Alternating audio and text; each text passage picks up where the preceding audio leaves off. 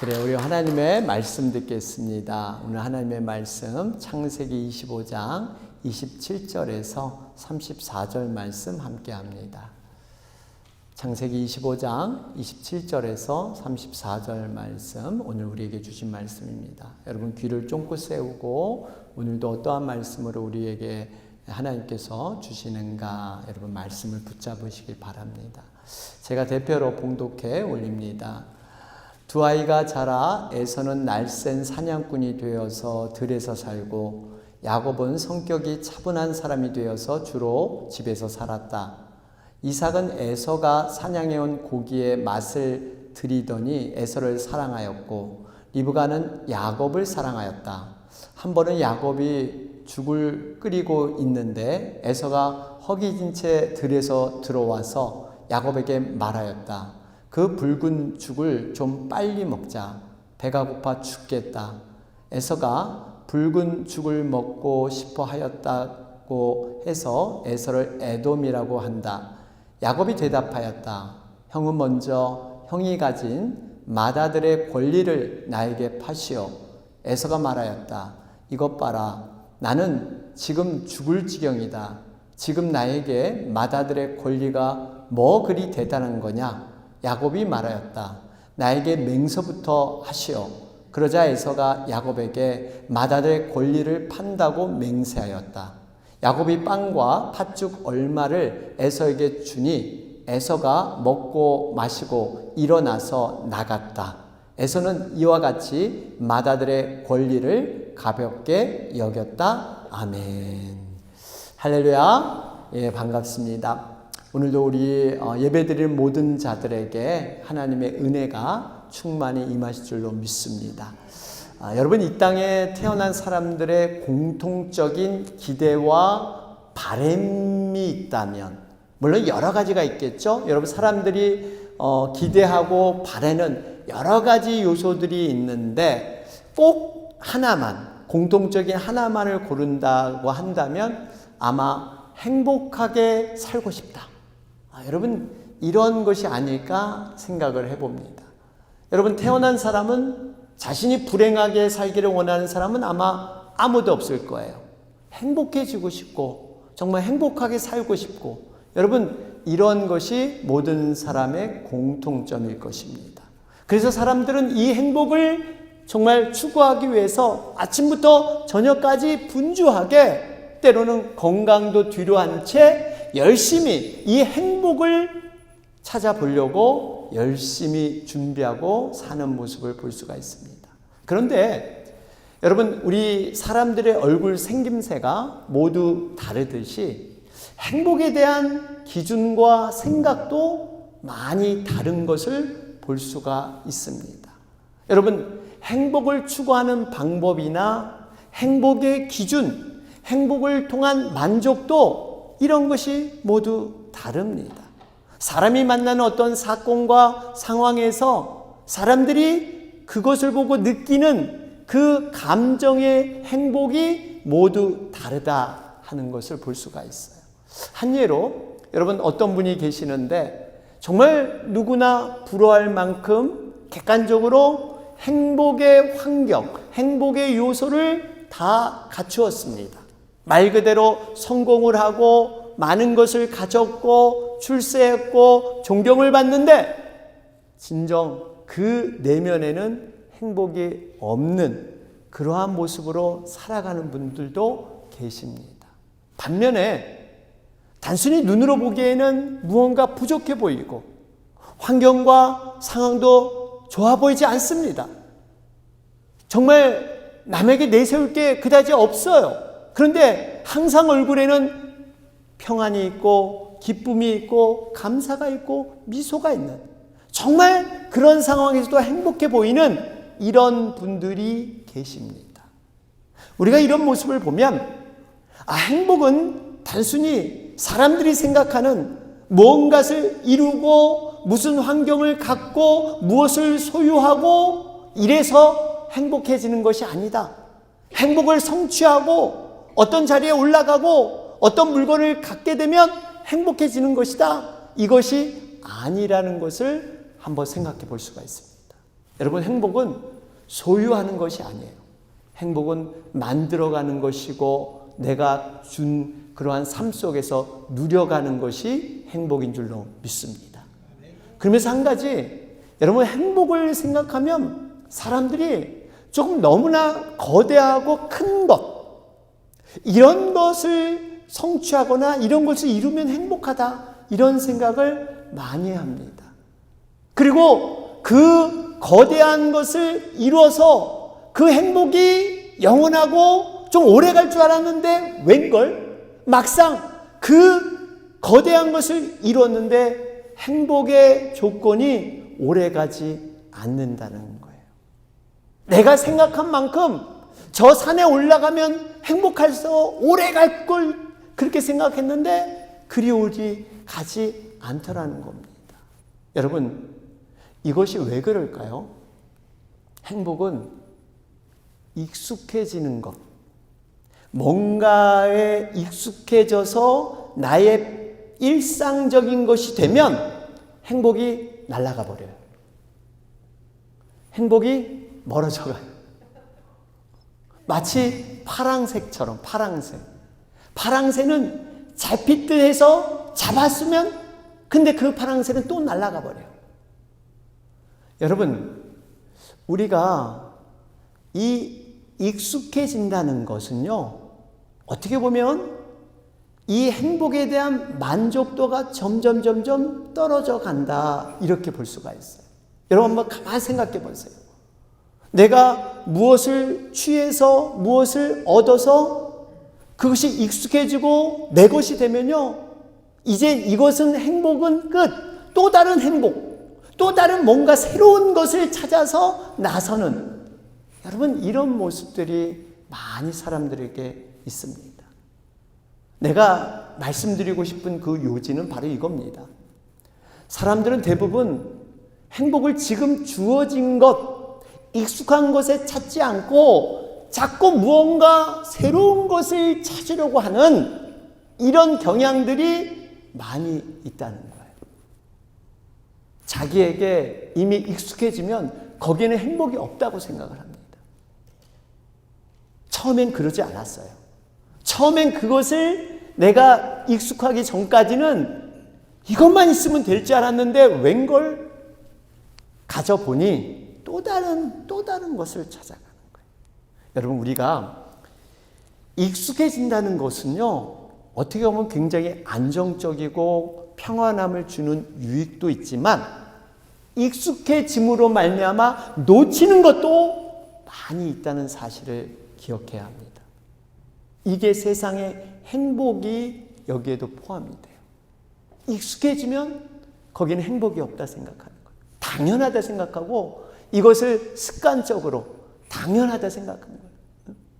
여러분, 우리 남편과 아내 관계도 그러잖아요. 여러분, 이게 당연히 익숙해지면, 뭘 잘해주면 그게 당연화돼가지고 이제 그게 잘해준지를 잘 몰라요. 그래서 가끔씩은 투정도 부려보고 그렇긴 하죠. 익숙해지면 그게 소중함을 모릅니다.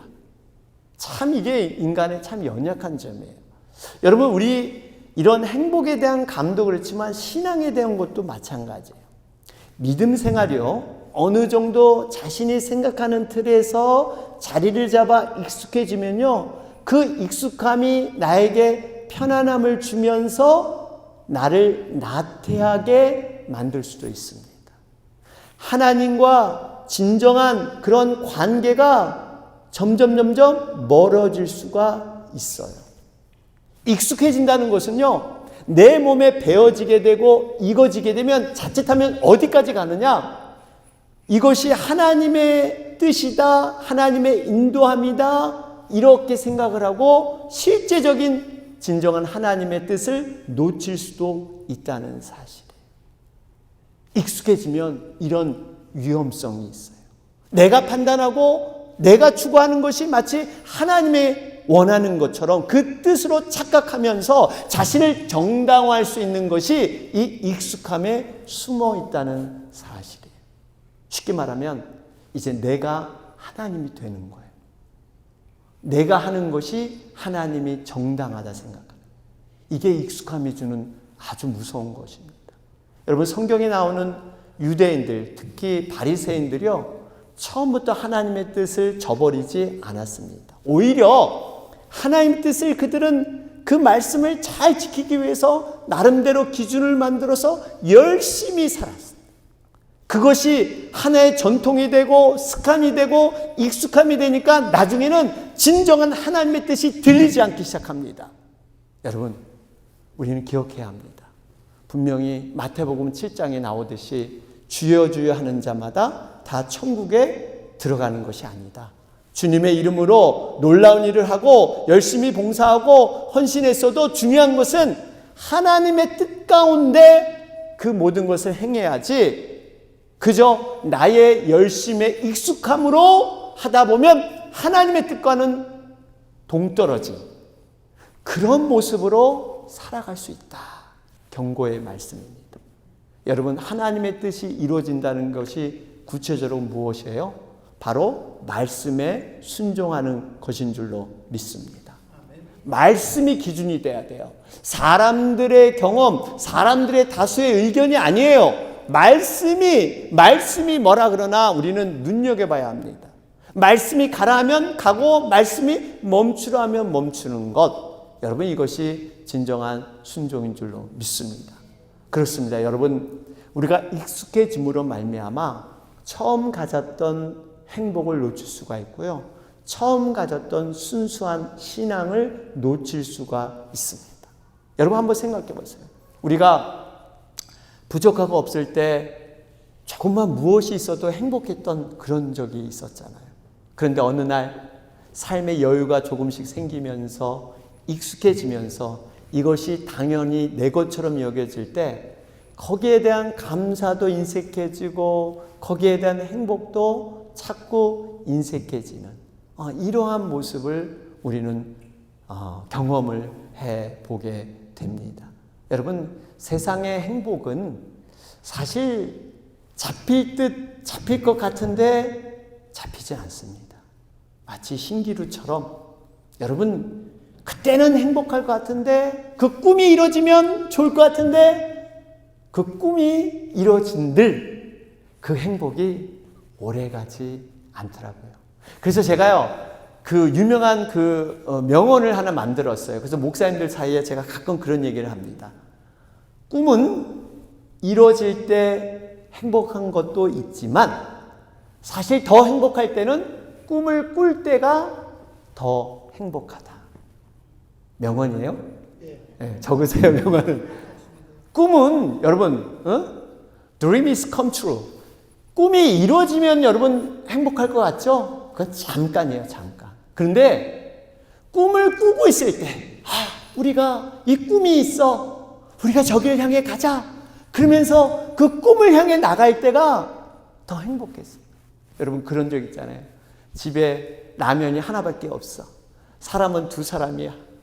이거를 나눠서 조금이라도 한 젓가락 더 먹으려고 그 라면을 이렇게 먹었는데, 요즘은 웬걸 라면 먹고 싶으면 얼마든지 먹을 수 있고 양껏 먹는데 옛날 그 맛이 아니야. 옛날 그 맛이 아니야. 그 한 개 갖고 나눠 먹던 그때 그 라면 맛이 안 나와. 그때는 꿈이 있었어요. 우리가 언제 이 라면을 배불리 먹을까? 언제 편하게 정말 이 양 걱정 없이 먹을까?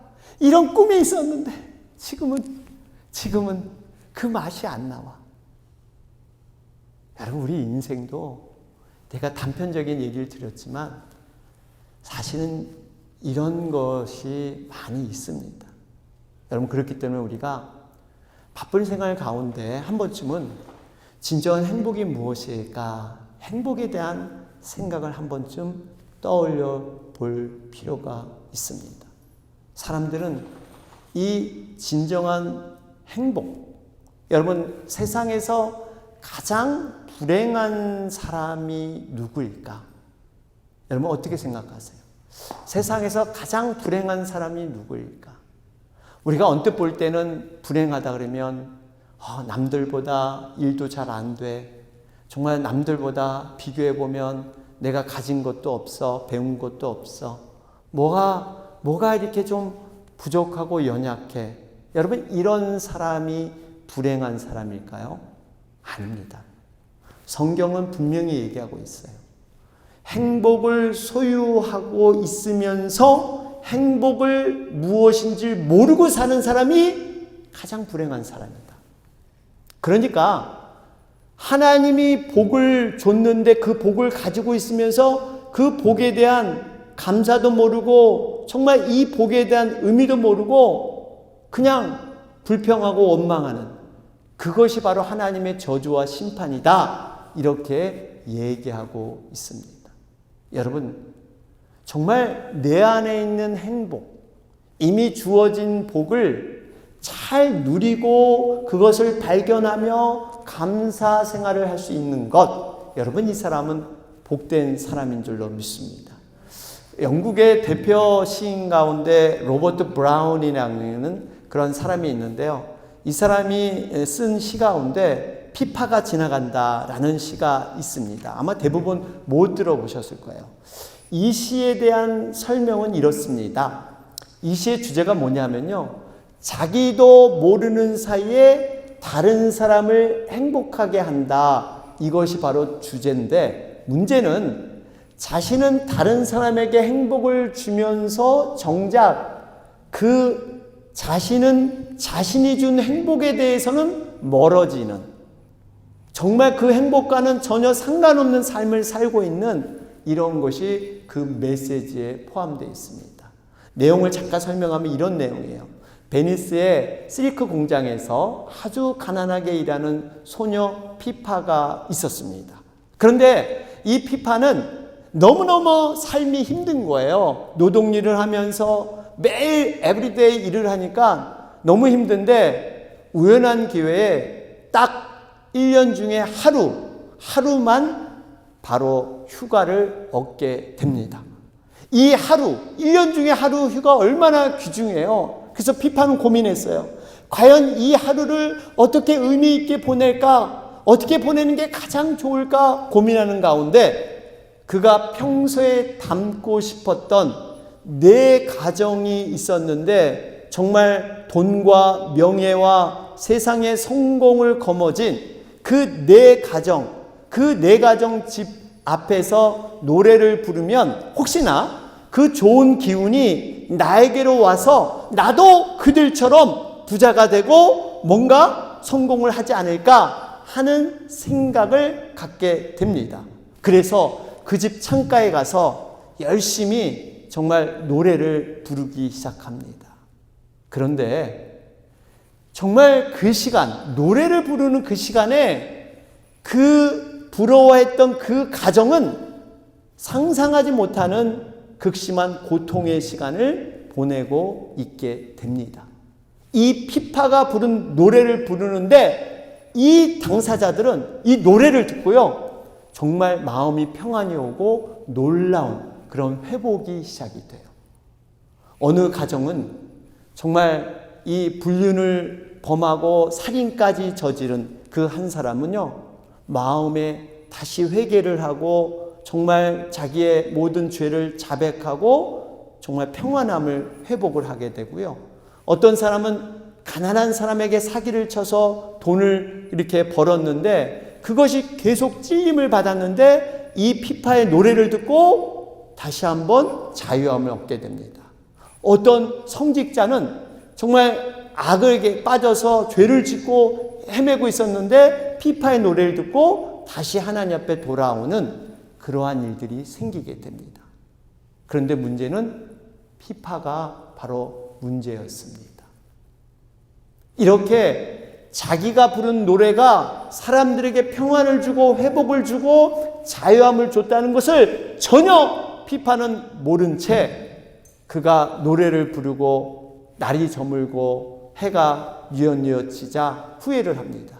에이, 괜히 쓸데없는 일로 하루 이 귀중한 시간을 보냈구나. 1년에 단 하루뿐인데 이렇게 휴가를 쓸데없이 의미 없게 보내다니, 그러면서 그 발걸음을 옮기며 자신의 일상으로, 처지고 힘든 일상으로 피파는 들어가게 됩니다. 여러분, 이 피파를 통해서 여러분은 무엇을 느꼈습니까? 혹시 피파처럼 그런 삶을 살고 있지 않습니까? 남들과 비교하면서 어떻게 저분은 성공해 보이고 행복해 보일까? 너무나 부러워합니다. 피파가 창가에서 노래를 부르면 그 좋은 기운이 나에게로 와서 나도 그들처럼 성공한 그런 행복을 누리지 않을까? 이런 생각들. 그런데 정작 그 행복해 보이는 그 사람들은 말할 수 없는 고뇌와 극심한 고통 속에 살아가는 것이 현실이었습니다. 오히려 자신은 가난하고 내가 언제까지 이 공장에서 일을 해야 돼? 그랬던 피파의 노래를 듣고 그들은 삶이 회복되고 행복을 되찾아가고 있습니다. 그런데 정작 이러한 행복을 주면서 피파는 정말 자신이 축복의 통로라는 걸 모르고 또 오늘도 그 고단한 현실 속으로 다시 들어가는 그 피파의 모습. 여러분, 우리는 이 시를 통해서 행복의 참 얼굴이 무엇인가를 생각하게 됩니다.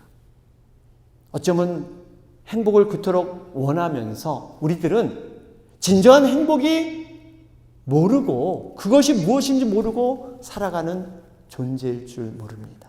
바로 주인공 피파처럼 행복을 남에게 주고 정작 그 행복을 깨닫지 못하고 그냥 살아가는 존재. 하나님께서 이미 복을 주셨는데 하나님께서 많은 은혜를 주셨는데 그걸 깨닫지 못하고 그냥 남들과 비교하면서 자신의 그러한 비관과 원망과 불평 속에 살아가는 이러한 존재가 아닌가 돌아볼 필요가 있습니다. 오늘 본문에서는 진정한 복을 이미 받았는데 그 복의 가치를 모르는 한 사람이 등장합니다. 그 사람이 바로 에서라는 사람이에요. 에서와 야곱은 이삭의 쌍둥이 형제입니다. 에서는 형이고 야곱은 동생인데 이 에서는 상대적인 행복을 추구하는 사람이었어요.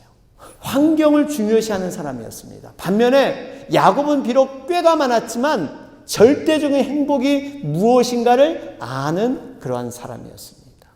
오늘 이 본문의 스토리는 이렇게 되죠. 에서가 들판에서 사냥을 하고 돌아오자 너무 배가 고팠어요. 마침 야곱이 음식을 만들고 있었습니다. 죽을 만들고 있었는데 너무 배고픈 나머지 동생 야곱에게 조르죠. 야, 내가 너무 허기지니까 요리한 음식을 나에게 좀 다오. 평소에 약속 바른 야곱이 꾀를 냅니다. 31절에 보면 에서에게 맏아들 권리, 장자의 권리를 나에게 팔아넘겨라. 그러자 에서가 대답을 하죠. 야, 배고파 죽겠는데 뭐 그 맏아들 명분이 뭐가 중요해? 그래, 너 가져. 그리고 맹세를 하게 되죠. 여러분, 이 죽 한 그릇에 맏아들의 권리를 에서는 쉽게 팔아넘깁니다. 여러분, 배고파서 당장 이 음식을 먹는 것, 이것을 위해서 맏아들의 권리를 팔아넘긴 게 뭐가 그렇게 대단하다고, 이게 뭐가 큰 잘못이라고 이렇게 성경은 기록해 놨을까요? 이 평가를 히브리서 12장 16절은 이렇게 평가하고 있습니다. 또 음행하는 자나 음식 한 그릇에 장자권을 팔아넘긴 에서와 같은 속된 사람이 생기지 않도록 주의하십시오. 히브리서는 우리의 믿음이 어떻게 해야 된다는 걸 가르쳐주는 그러한 말씀인데 이렇게 살아서는 안 된다고 경고하고 있어요. 음식 한 그릇에 장자권을 팔아넘긴 에서는 속된 사람이래요. 굉장히 지혜가 없고 어리석은 사람이랍니다. 이런 사람같이 되지 말래요. 그런데 중요한 것은 이러한 행위를 음행하는 자와 동격으로 보고 있어요. 음행하는 것만큼이나 이건 한심하게 잘못한 것이다. 명백백백 잘못한 것이다. 이렇게 성경은 말씀하고 있습니다. 여러분, 이게 왜 일어나는 걸까요? 당장 눈에 보이는 행복 때문에 영원한 하나님과의 관계, 영원한 절대적인 행복을 그냥 놓아버렸기 때문에, 그것을 잃어버렸기 때문에 바로 이렇게 말씀하는 거예요. 오늘 본문에 유난히 반복되는 단어가 있습니다. 4번이나 반복되는데 맏아들, 맏아들, 이렇게 4번이나 맏아들의 그 권리, 이걸 반복하고 있어요.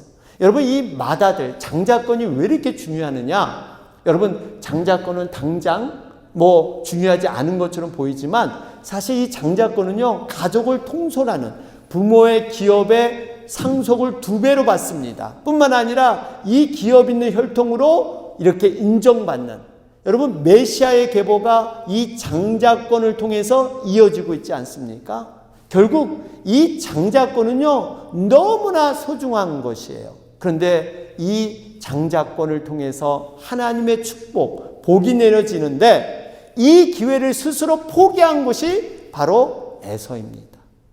에서가 왜 이 장자권을 포기했을까요? 그 이유가 무엇일까요?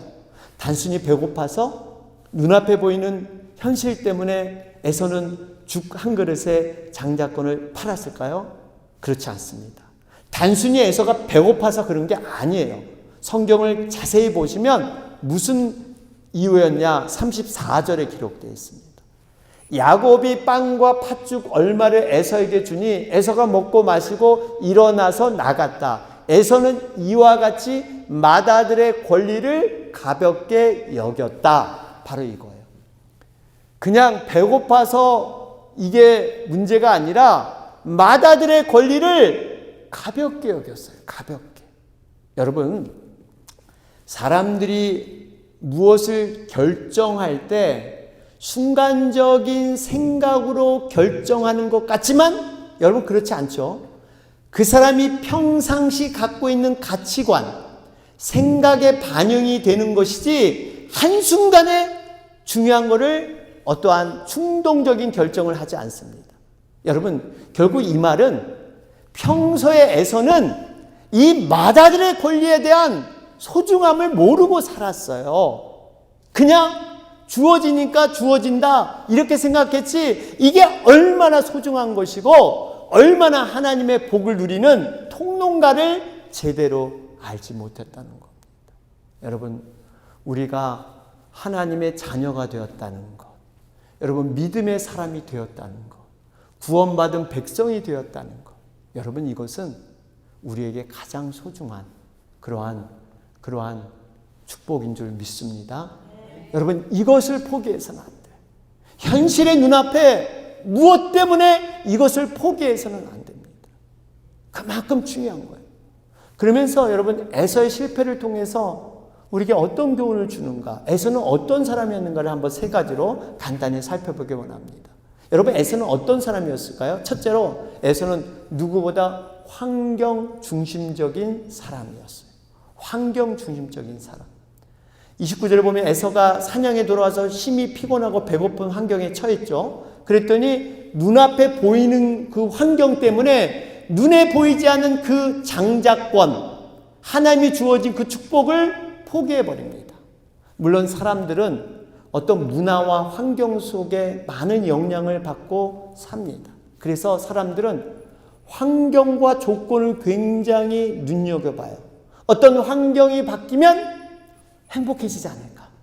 어떤 조건이 바뀌면 이렇게 되지 않을까? 하는 그러한 상상을 가끔 해보게 됩니다. 그런데 여러분, 환경은 여러분 절대 고정적으로 바뀌지 않는 불변의 것이 아니라는 거예요.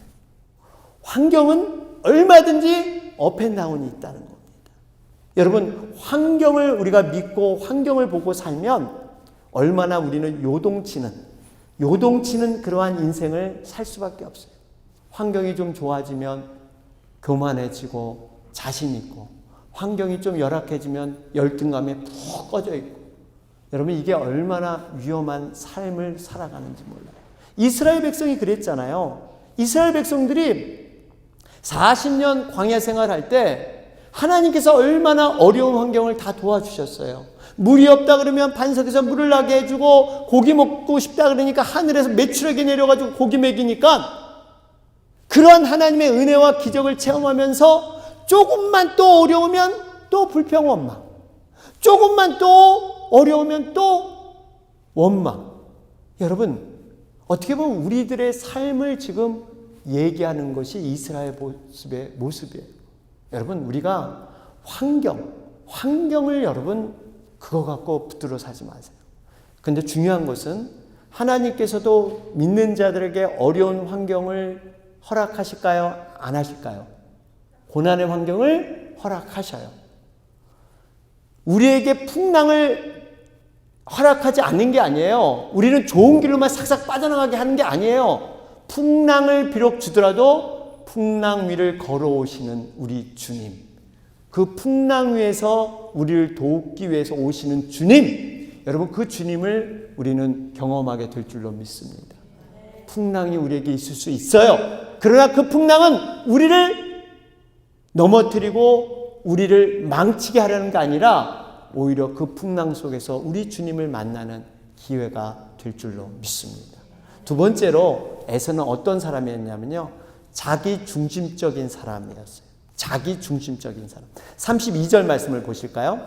여기 보니까 에서가 말하였다. 이것 봐라. 나는 지금 죽을 지경이다. 지금 나에게 맏아들의 권리가 뭐 그리 대단한 거냐. 여러분 여기 보면 에서는 자기의 감정과 기분과 배고픔에 충실한 사람입니다. 맏아들의 권리는 관심이 없고 내가 지금 죽을 지경이다. 이 지금 음식을 요구할 때도 뭐예요? 죽을 지경이다. 당장 달라는 거예요. 더 이상 못 참겠으니까 바로 행동을 해라. 여러분 사실 근데 우리가 솔직히 말씀드리지만 사람이 한두 끼 굶는다고 사실 죽습니까? 안 죽어요. 사람이 굶어 죽는 것도 되게 어려워요. 쉽지 않아.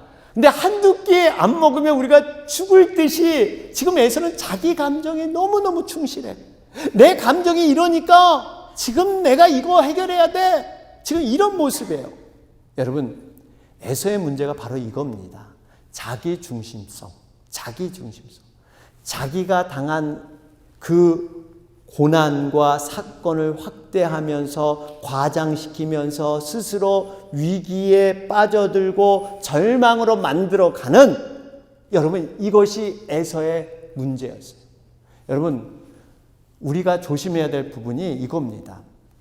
작은 것이 생각이 꼬리가 꼬리를 물어서 결국 크게 스스로 만들어가는 거예요.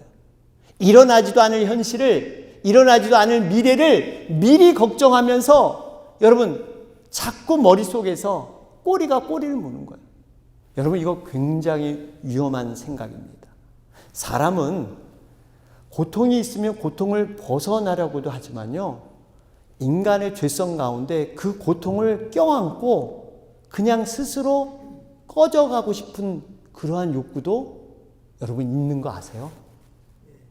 고통을 벗어나고 싶지만 그 고통을 껴안으려고 하는 것도 있어요. 그래서 어떤 분 보면 평안을 누리지를 못해. 늘 어떠한 문제가 있어야 정말 눈이 반짝반짝하고 그 문제를 스스로 만들어가. 그 문제가 외부적인 문제가 아니라 스스로 자꾸 그걸 키워나가는 거예요. 그걸 잘라내고 그걸 내려놔야 되는데, 하나님이 주신 치유와 감사와 기쁨, 평강을 누려야 되는데 스스로 자꾸 그걸 문제화해서 스스로 어렵게 만드는, 여러분 이러한 육적인 죄성이 있다는 사실이에요. 바라기는 여러분 하나님이 주시는 그 기쁨의 영, 감사의 영, 그 영을 회복하시길 바랍니다. 마지막 세 번째로 에서는요, 일 중심의 사람이었어요. 일 중심, 성취지향적인 사람. 여러분 사람은 관계지향적인 사람, 성취지향적인 사람이 있죠. 34절을 보세요. 야곱이 빵과 팥죽 얼마를 에서에게 주니 에서가 먹고 마시고 일어나서 나갔다. 이 부분이에요. 일어나서 나갔다. 이 부분입니다. 여러분 보세요. 에서가 지금 배고프니까 정말 자기 말대로 100번 양보해서 배고파서 죽게 됐으니까 그래 장자의 명분이고 뭐고 당장 먹을 거 요구해서 먹었다. 그래 거기까지 좋아요. 거기까지 그럴 수 있어. 인간이 연약하니까. 그런데 먹고 나서가 문제야. 배가 불렀는데 아무런 자기가 행한 그 생각에 대한 잘못된 인식도 없고 아무런 생각도 없이 그냥 일어나서 나갔다라는 거예요. 사람이 그런 말 있잖아요. 화장실 들어가기 전과 나올 때가 좀 다르잖아요. 화장실 들어가기 전에는 확 그러다가 나올 때는 언제 그랬냐 그랬대잖아요. 여러분 보세요. 에서가 배가 불러보면 한 번쯤 생각이 돌아올 거예요. 야, 이거 장자권? 이거 주는 거 내가, 이거 아닌데? 이거는 아니었는데? 내가 비록 그렇게 했지만 이건 아니었는데? 이런 생각을 한 번쯤은 했어야 돼요. 근데 에서가 뭐 어떻게 보면 뒤끝 없는 사람? 뭐 아주 통쾌한 사람? 뭐 의리 있는 사람? 그래서 그냥, 먹었으니까 나갔다? 그리고 에서가 일어나서 나갔는데 어딜 나갔을까요? 성경에는 안 나와 있어. 그러나 저는 추측해 보건데 어딜 나갔을까요? 화장실. 왜 화장실을 왜 가? 밥 먹었으니까 화장실 가요? 예? 어딜 나갔을까요? 어디로 나갔을까요? 퀴즈. 예? 밥 먹고 디디자? 배가 부르니까 자요? 밭에? 에서는 자기가 보았던 그 사냥감이 생각이 난 거야. 들에서 보았던 그 사냥감. 배고파서 내가 못 잡았는데 배가 부르니까 그 사냥감. 그거 잡으러 가야지 하고 또 뛰쳐나간 거야. 이건 성경에 없어요. 그러지 않았을까? 이 말은 뭐냐면 에서는 어떻게든지 일 중심. 그저 일만 해놓고 뭔가 완성하는 하나님과의 관계 이런 걸 생각하지 않고 그저 이런 일. 여러분 우리가 정말 관계의 중심, 우리 가정교회는 관계 중심으로 우리가 세워가는 것이죠. 여러분 그래서 요즘 행복을 추구하는 것 중에 하나가 이런 얘기를 해요.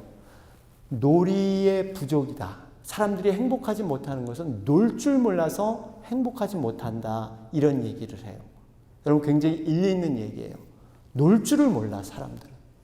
일은 잘하고 뭔가 완성하고 성취는 하는데 즐길 줄 모른다는 거예요. 여유가 없어요.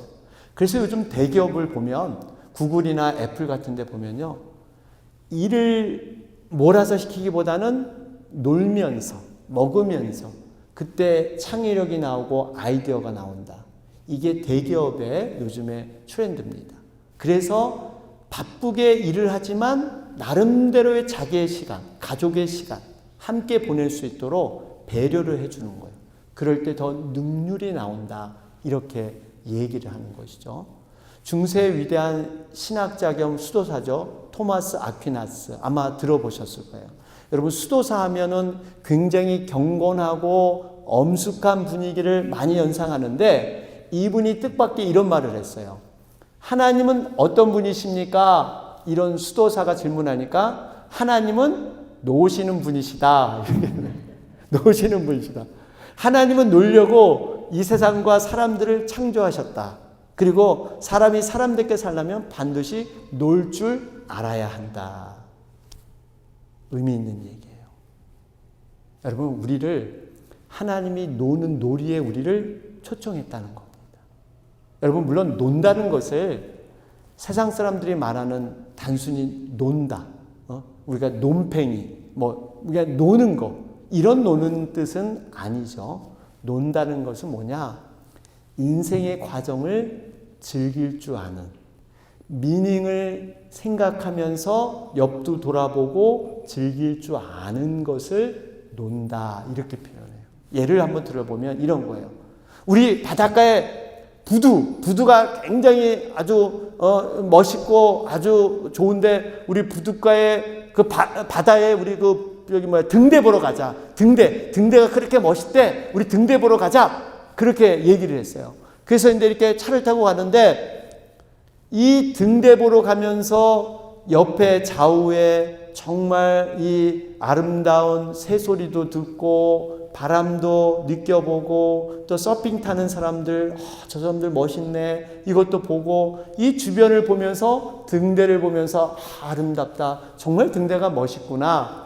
이런 사람이 있는가 하면 등대 보러 가자 하면 뭐예요? 그냥 차에서 잠자다가 등대 와 멋있네. 그리고 등대만 딱 보고 등대 봤어. 그리고 또 돌아오는 이러한 삶의 여유와 이러한 주의를 볼 줄 아는 것. 이 차이입니다. 이 차이예요. 똑같이 등대보러 갔지만 한 사람은 그 주변을 다 보면서 함께 즐기면서 가는 거와 목적을 위해서 등대만 보고 왔다. 우리 한국 분들 여행 가면 뭐예요? 빨리빨리 사진 찍어 타타닥 찍고 또 타고 그냥 타타닥 찍고 닦고 그래서 나중에 나 여기 갔다 왔다 이거잖아요. 근데 미국 분들은 달라요. 거기서 삶을 즐기고 한 곳에서 오랫동안 삶을 즐기는 바로 이런 차이입니다. 여러분, 우리가 결과만 목표로 삼게 되면 메마른 인생이 될 수 있다는 겁니다. 그 과정과 그 과정 속에 즐길 줄 아는 여유, 이게 노는 겁니다. 이게 노는 거예요. 결론을 맺겠습니다. 사랑하는 여러분, 행복은 멀리 있지 않습니다. 행복은 크고 어마어마한 가치가 달린 것도 아닙니다. 우리가 별로 중요하지 생각하지 않는 작은 순간에도 여러분 행복이 들어있는 줄로 믿습니다. 무심코 건넨 한마디의 말 속에서도, 칭찬 속에서도, 작은 미소 속에서도 여러분 행복은 배어있을 수 있습니다. 남들이 열심히 설명하는 말에도 고개를 끄덕이고 인정해 주는 것, 여러분 이 속에도 행복이 들어 있습니다. 하나님께서는 우리를 마다들의 그러한 귀한 위치로 우리를 불러주셨어요. 우리가 왕같은 제사장, 정말 거룩한 하나님의 나라에 소유된 백성이라 그랬어요. 여러분, 이것은 우리에게 주어진 진정한 복입니다. 이 귀한 복을 우리가 눈에 안 보인다고 해서 현실 앞에 이것을 포기하거나 이것을 버리게 되면 우리에게는 더 큰 위기가 올 수 있다는 거예요. 특별히 에서를 통해서 자기 중심성을 여러분 내려놓을 필요가 있습니다. 우리가 일 중심보다는 관계, 과정을 함께 우리가 어울러 갈 수 있는 이러한 우리가 되시기를 주님의 이름으로 축원합니다. 아멘.